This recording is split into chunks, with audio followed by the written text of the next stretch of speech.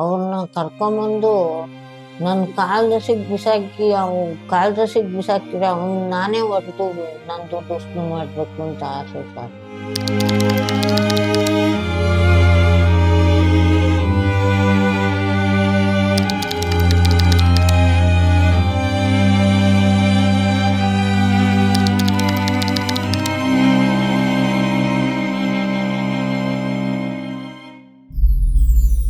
ಸ್ನೇಹಿತರೆ ನಮಸ್ಕಾರ. 69 ವರ್ಷದ ವೃದ್ಧ ಮಹಿಳೆ ಕಣ್ಣೀರಿಡುತ್ತಾ ನನ್ನ ಮುಂದೆ ಅವರ ಕಷ್ಟನ ಬಿಚ್ಚಿಟ್ಟಿದ್ದಾರೆ. ಇವ್ರು ಯಾರು ಅಂತ ಕೇಳ್ತೀರಾ? RBI ಹೆಸರು ತಗೊಂಡು ವಂಚಕರು ಇವ್ರನ್ನ 1,15,000 ರೂಪಾಯಿ ಇವ್ರನ್ನ ವಂಚನೆ ಮಾಡಿದ್ದಾರೆ. ನಮಸ್ತೆ. ನಮಸ್ತೆ sir. Welcome back to digital Bharat Seva. ಎಲ್ಲರಿಗೂ ಸ್ವಾಗತ ಸುಸ್ವಾಗತ. ಇವತ್ತಿನ ಸಂಚಿಕೆಯಲ್ಲಿ ನಮ್ಮ ಗಿರಿಜಮ್ಮ ಅವರು, ಇವರು ರಾಜಾಜಿನಗರದ ಕ್ಷೇತ್ರದಲ್ಲಿ ಇರುವಂಥದ್ದು. ರಾಜಾಜಿನಗರದಲ್ಲಿ ESI ಆಸ್ಪತ್ರೆ ಹತ್ರ ಇವರ ಮನೆ ಇರುವಂಥದ್ದು. ಡೈರೆಕ್ಟ್ ಆಗಿ ವಿಚಾರಕ್ಕೆ ಬಂದ್ಬಿಡೋಣ. ಅಮ್ಮ, ಮೊದಲನೆಯ ಪ್ರಶ್ನೆ ನಾನು ನಿಮ್ಗೆ ಕೇಳೋವಂಥದ್ದು, ನಿಮ್ಗೆ ಎಷ್ಟು ವಯಸ್ಸು ತಾಯಿ? ನಂಗೆ 59 ವರ್ಷ. 60 ವರ್ಷ ಅನ್ಕೊಳ್ಳಿ. 60 ವರ್ಷ ನಿಮ್ಗೆ. ಅಮ್ಮ ಅಂತಾನೆ ಹೇಳ್ತೀನಿ, ಅಜ್ಜಿ ಅಂತ ಹೇಳಲ್ಲ, ಯಾಕಂದ್ರೆ ನೀವು ನನ್ನ ತಾಯಿ ಏಜ್.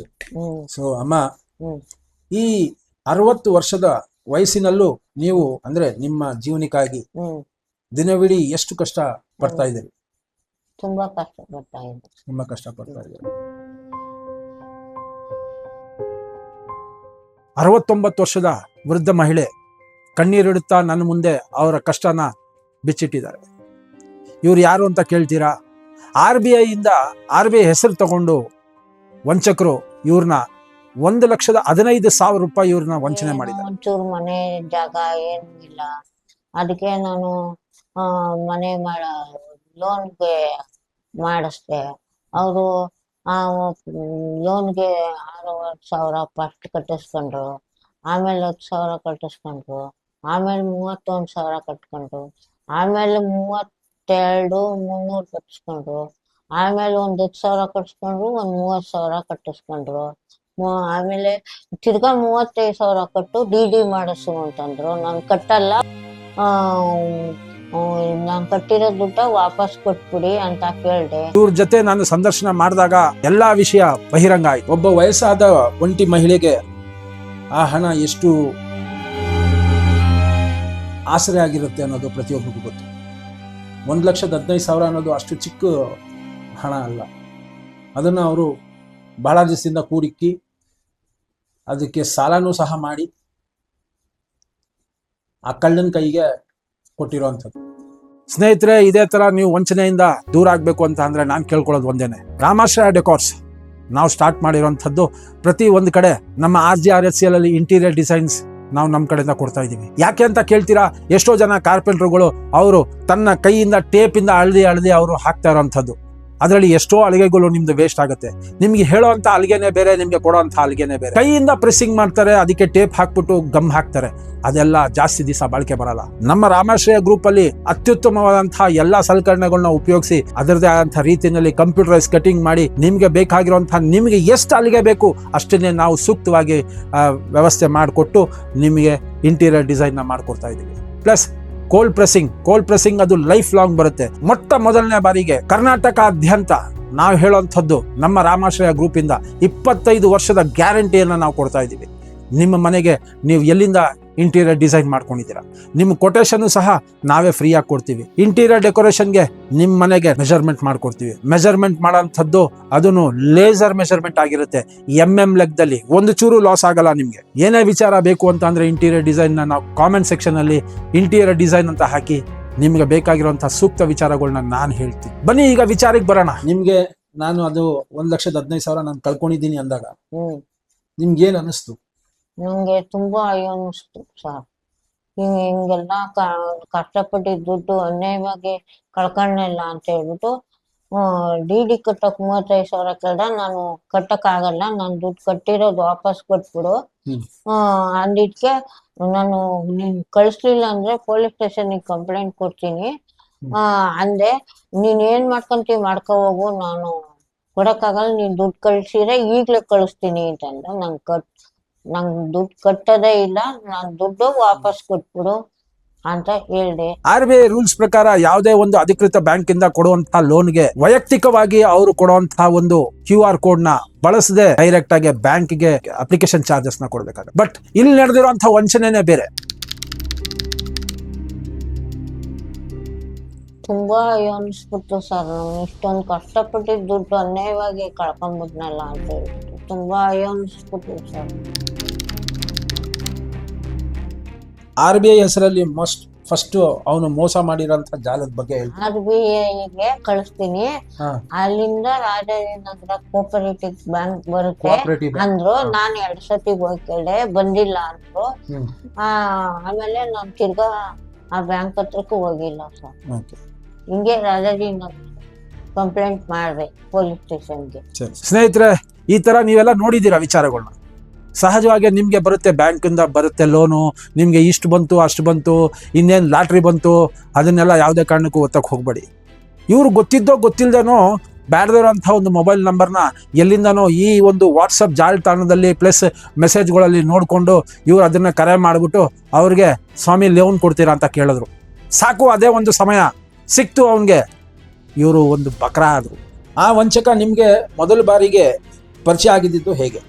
ಆನ್ಲೈನ್ ಅಲ್ಲಿ ಫೋನ್ ನಂಬರ್ ತಗೊಂಡು ಫೋನ್ ಮಾಡಿ ವಿಚಾರಿಸ್ಕೊಂಡು ನಾನು ಮಾಡ್ದೆ ಸರ್. ಆನ್ಲೈನ್ ಅಲ್ಲಿ ಅಂದ್ರೆ ಫೋನಲ್ಲಿ ಮೆಸೇಜ್ ಅಲ್ಲಿ ನೋಡಿ ಏನಂತ ಮೆಸೇಜ್ ಬಂದಿತ್ತು?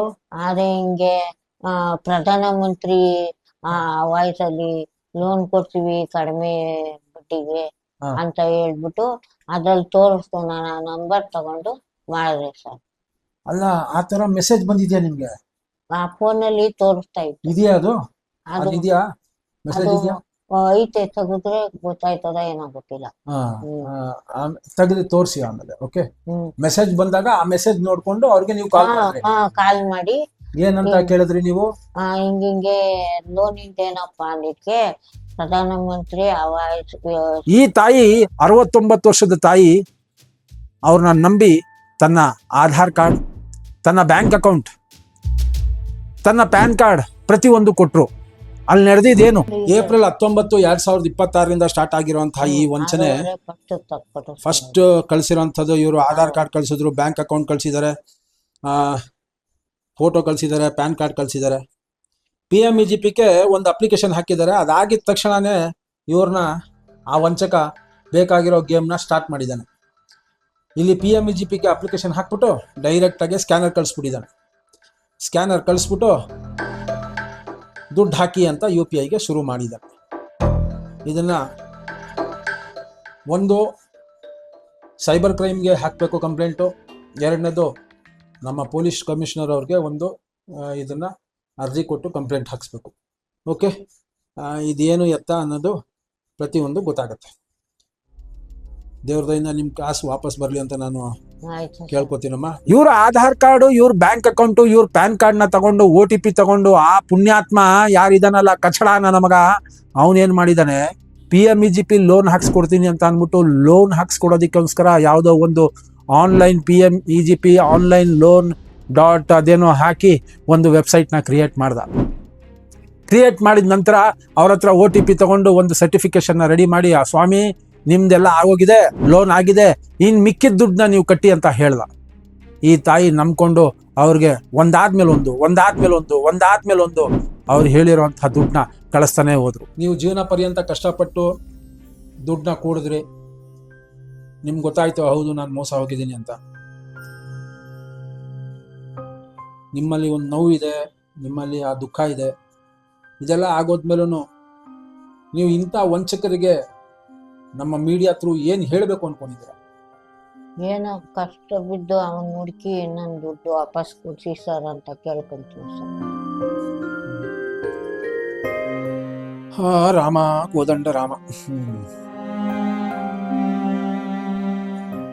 ಇಲ್ಲಿ ಗಂಟ ನೋಡಿದ್ರಲ್ಲ, ಈ ವಂಚನೆ ನಡೆದಿದ ನಂತರ ಈ ತಾಯಿ ಏನ್ ಮಾಡಿದ್ದಾರೆ, ಲಾಸ್ಟ್ಗೆ ಅವ್ರಿಗೆ RBI ಇಂದ ಇನ್ನೇನ್ ನಿಮ್ಗೆ ಲೋನ್ ಬಂದ್ಬಿಡ್ತು, ಕೋಆಪರೇಟಿವ್ ಬ್ಯಾಂಕ್ಗೆ ನಿಮ್ಗೆ ದುಡ್ಡು ಬರುತ್ತೆ ಅಂತ ಹೇಳಿದ್ರು. ಹಂಗಂದಿದ ತಕ್ಷಣ ಈ ತಾಯಿಗೆ ಆವಾಗ ಗೋಚರ ಆಗೈತೆ, ಹೌದು ಇಲ್ಲೇನೋ ನಡೀತಾ ಇದೆ, ನಂದೇನು ಬೇಡಪ್ಪ, ನನ್ ಕಾಸು ನನ್ಗೆ ವಾಪಸ್ ಕೊಡು, ನನ್ ದುಡ್ಡು ನನ್ಗೆ ವಾಪಸ್ ಕೊಡು ಅಂತ ಕೇಳಿದ್ದಾರೆ.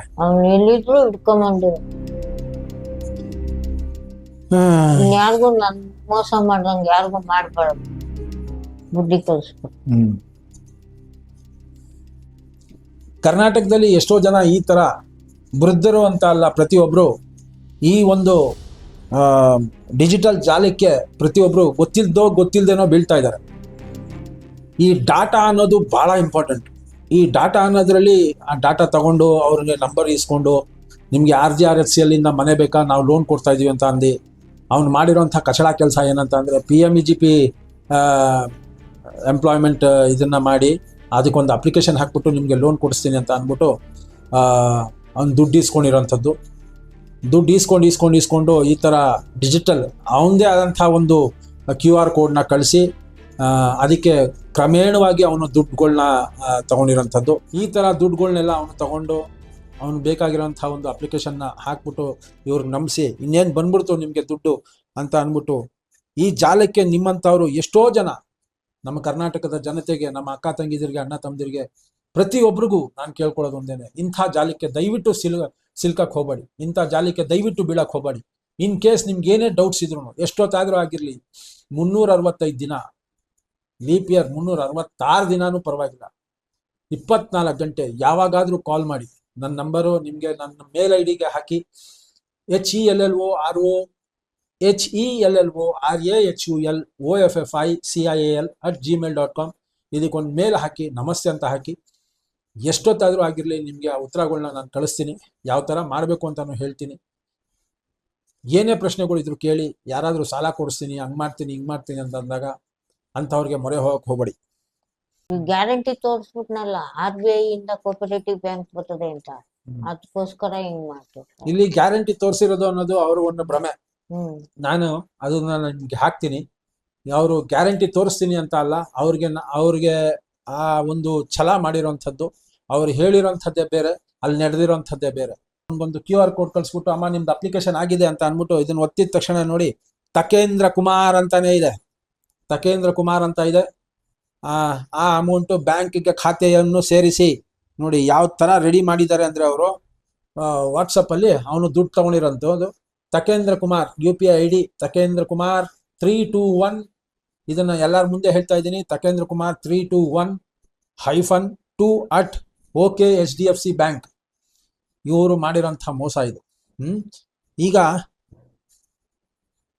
ಈ ಒಂದು ಸಂಚಿಕೆಯಲ್ಲಿ ಬಹಳ ಮುಖ್ಯವಾದಂಥ ಪಾಯಿಂಟ್, ಇವಾಗ ನಾನು ಅವ್ರ ಹತ್ರ ಡೈರೆಕ್ಟ್ ಆಗಿ ಈ ನಂಬರ್ಗೆ ಕಾಲ್ ಮಾಡಿಸ್ತೀನಿ, ನೋಡೋಣ ಇವ್ರು ಏನ್ ಮಾತಾಡ್ತಾರೆ ಅಂತ.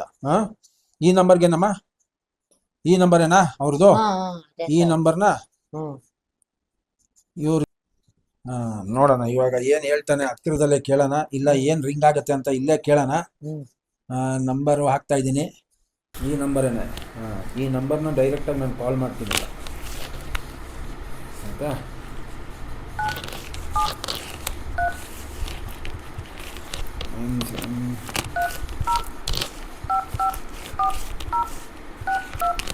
ಈ ನಂಬರ್ಗೆ ಈಗ ಕಾಲ್ ಮಾಡ್ತೀನಿ, ನೋಡೋಣ ಏನಾಗುತ್ತೆ ಅಂತ.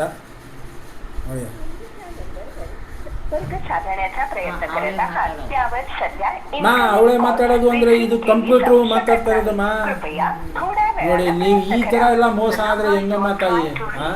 ಅದು ಕಂಪ್ಯೂಟರ್ ಮಾತಾಡ್ತಾ ಇರೋದಮ್ಮ, ಅದು ಮನುಷ್ಯರಲ್ಲ. ಇದೇ ರೀತಿ ಈ ವೃದ್ಧ ಮಹಿಳೆ ಅಂದ್ರೆ ನನ್ನ ತಾಯಿಯ ವಯಸ್ಸಿನ ಸಮಾನ ಆದಂಥ ಈ ತಾಯಿಗೆ 69 ವರ್ಷ. ಅವ್ರಿಗೆ ಈ ತರ ವಂಚನೆ ಮಾಡಿ ಆ ಮನಸ್ಥಿತಿ ಇಟ್ಟಿರುವಂತ ಆ ಕಚಡ ನನ್ನ ಮಕ್ಕಳನ್ನ ದಯವಿಟ್ಟು ನೀವು ತಿಳ್ಕೊಳ್ಳಿ. ಯಾವುದೇ ಕಾರಣಕ್ಕೂ RGRFCLಗೆ ಲೋನ್ ಕೊಡ್ತೀನಿ ಬನ್ನಿ ಅಂತ ಕೇಳಿದಾಗ ಮಾಡಕ್ ಹೋಗ್ಬೇಡಿ, ಅವ್ರಿಗೆ ಕಾಲ್ ಮಾಡಕ್ ಹೋಗ್ಬೇಡಿ, ಆ ವಂಚನೆಗೆ ಬೀಳಕ್ ಹೋಗ್ಬೇಡಿ. ಇದೇ ತರ ಮುಂದಿನ ಸಂಚಿಕೆಯಲ್ಲಿ ಇನ್ನೊಂದು ಎಪಿಸೋಡು, ಭಯಾನಕವಾದಂತಹ ಎಪಿಸೋಡ್. ಆ ತಾಯಿಗೆ ನಾನು ಮಾತಾಡಿದ್ದೀನಿ, ಅವ್ರ ಹೆಸರು ಬೇರೆ, ಇವರು ಗಿರಿಜಮ್ಮ, ಅವ್ರ ಹೆಸರು ಬೇರೆ. ಅವ್ರಿಗೂ ಇದೇ ತರ ನಾನು ನಿಮ್ಗೆ RGRFCL ಮನೆಗೆ ಲೋನ್ ಕೊಡ್ತೀನಿ ಅಂತ ಹೇಳಿ ಅವ್ರಿಗೆ ವಂಚನೆ ಮಾಡಿದ್ದಾರೆ. ಆದರೆ ಅಲ್ಲಿ ಆ ತಾಯಿ ಮೊದಲಿಗೆನೆ ಅವರು ಎಚ್ಚೆತ್ಕೊಂಡಿದ್ದಾರೆ. 1700 ರೂಪಾಯಿ ಪ್ರಾಸೆಸಿಂಗ್ ಫೀಸ್ RGRFCL ಲೋನ್ ಆಗಬೇಕು ಅಂತ ಅಂದರೆ ನೀವು ದಯವಿಟ್ಟು ಕಳಿಸಿ ಅಂತ. ಅಲ್ಲೂ ಸಹ ವಂಚಕ ತನ್ನದಾದಂಥ QR ಕೋಡ್ನ ಕೊಟ್ಬಿಟ್ಟು ಅವನು QR ಕೋಡ್ಗೆ ಹಾಕಿಸ್ಕೊಂಡಿದ್ದಾನೆ. ಇದೊಂದು ಗಮನದಲ್ಲಿರಲಿ ಸ್ನೇಹಿತರೆ. ಯಾವುದೇ ಒಂದು ಬ್ಯಾಂಕಿಂದ ಲೋನ್ ಸಿಗುವಾಗ ನಿಮಗೆ ಲೋನ್ ಮಾಡಿಸ್ಕೊಡುವಾಗ ನಿಮಗೆ ಸ್ವತಃ ಯಾರೇ ಒಬ್ಬ ಬ್ಯಾಂಕ್ ಎಂಪ್ಲಾಯಿ ನಿಮಗೆ ಅವ್ರದೇ ಅಂತ QR ಕೋಡ್ನ ಕೊಡಲ್ಲ. ಮೇಡಮ್ ನಾನೊಂದು ಸ್ಕ್ಯಾನರ್ ಇಲ್ಲ ಚಿನ್ನಪ್ಪ ಅವ್ರಿಗೆ ಪೇಮೆಂಟ್ ಮಾಡ್ಬಿಡ್ತೀರಾ ಅವ್ರ ಮುಖಾಂತರ ಮಾಡಿಸ್ಕೊಳ್ಳ ಇಲ್ಲ ನನಗೆ ಇಲ್ಲ ಸರ್ ಮಾಡ್ತೀನಿ, ನಿಮ್ಗೆ ಕಳ್ಸಿ, ನೋ ಪ್ರಾಬ್ಲಮ್. ನಾನು ಸ್ಕ್ಯಾನರ್ ಕಳಿಸ್ಲಾ ನಿಮ್ಗೆ? ಕಳ್ಸಿ ಸರ್. ಶೋರ್ ಮೇಡಮ್, ಇವಾಗಲೇ ಕಳಿಸ್ತೀನಿ. ಗ್ಯಾರಂಟಿ ಮೇಡಮ್, ಆಯ್ತಾ ಸರ್? ನಾನು ಅಲ್ಲಿ ಮೇಡಮ್, group ಅಲ್ಲಿ ಇಲ್ಲ, ಇಲ್ಲ. ಹಾಕ್ಬೋದಾ? ಇವತ್ತು ನೋಡಿ ಗ್ರೂಪ್ ಅಲ್ಲಿ ಬೇಕಂದ್ರೆ ಹಾಕಿ, ಏನ್ ತೊಂದ್ರೆ ಏನಿಲ್ಲ. ಹಾ. ಇವತ್ತು ಲಾಗಿನ್ ಆಗಿದ ತಕ್ಷಣ ನಿಮ್ಗೆ ನಮ್ ಕ್ರೆಡಿಟ್ ಮ್ಯಾನೇಜರ್ ಕಾಲ್ ಮಾಡ್ತಾರೆ, ಸಂಪತ್ ಅಂತ. ಹಾ. ಓಕೆನಾ? ಅವರೆಲ್ಲ ನಾನೆಲ್ಲ ಮಾತಾಡಿದೀನಿ. Okay. ಜಸ್ಟ್ ಅವರು ಒಂದು ವೆರಿಫಿಕೇಶನ್ ಕಾಲ್ಗೋಸ್ಕರ ಕಾಲ್ ಮಾಡ್ತಾರೆ.